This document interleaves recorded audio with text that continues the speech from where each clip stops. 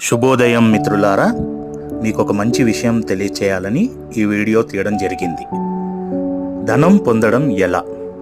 మిత్రులారా, ధనం అని విచారిస్తూ కూర్చోకండి. ప్రపంచం ఒక దానాగారం. తెలివి అనేకి మీ దగ్గరే ఉంది. ఎలా తెరవాలో తెలివిగా తెరవండి. అంతే, మీరు ధనవంతులే. శుభం.